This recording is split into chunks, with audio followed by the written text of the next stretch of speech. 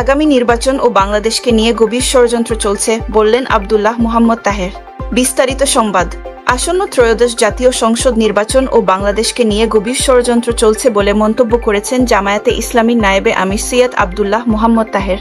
আজ শুক্রবার সন্ধ্যায় কুমিল্লার চৌদ্দগ্রাম উপজেলার শ্রীপুর ইউনিয়ন জামায়াতের আয়োজনে চৌমোহনী বাজার মুজিবুল হক উচ্চ বিদ্যালয় মাঠে নির্বাচনী জনসভায় প্রধান অতিথির বক্তব্যে আব্দুল্লাহ মুহাম্মদ তাহের একথা বলেন।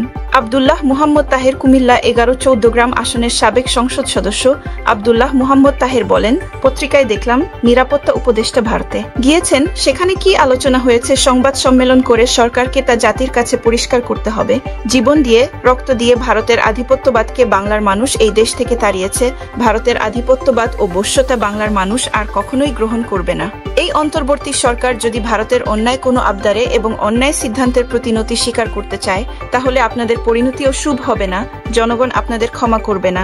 অন্তর্বর্তী সরকার বিএনপির ফাঁদে পা দিয়েছে উল্লেখ করে জামায়াতের নায়েবে আমির বলেন, একটি দল সংস্কার চাচ্ছে না, তারা পুরনো বস্তাপচা নিয়মে নির্বাচন করতে পায় তারা করছে। অন্তর্বর্তী সরকারও ওই দলের ফাঁদে পা দিয়েছে। সরকারের সিদ্ধান্তে জনগণের ইচ্ছার প্রতিফলন ঘটেনি। যদি সংস্কার না হয়, শহীদের রক্তের সঙ্গে বেইমানি করা হবে। সেজন্য আমরা গণভোটের কথা বলেছি। সরকার গণভোট দেবে বলেছে, কিন্তু প্যাচ লাগিয়ে দিয়েছে হচ্ছে গণভোট ও জাতীয় নির্বাচন একসঙ্গে হবে। তাদের বুঝতে হবে এই দুটো দলটি আলাদা গণভোট চায় না, কারণ ডাকসু, চাকসু, জাকসু ও রাকসুর নির্বাচনের ফলাফল জনগণ সংস্কারের পক্ষে। জাতীয় নির্বাচনের আগে যদি গণভোট হয়, তাহলে 80% লোক আমাদের পক্ষে রায় দেবে বলে আমি বিশ্বাস করি। আজ শুক্রবার সন্ধ্যায় কুমিল্লার চৌদ্দগ্রাম উপজেলার শ্রীপুর ইউনিয়ন জামায়াতের আয়োজনে চৌমোহনী বাজার মুজিবুল হক উচ্চ বিদ্যালয় মাঠে নির্বাচনী জনসভায় প্রধান অতিথির বক্তব্যে আব্দুল্লাহ মুহাম্মদ তাহের একথা বলেন।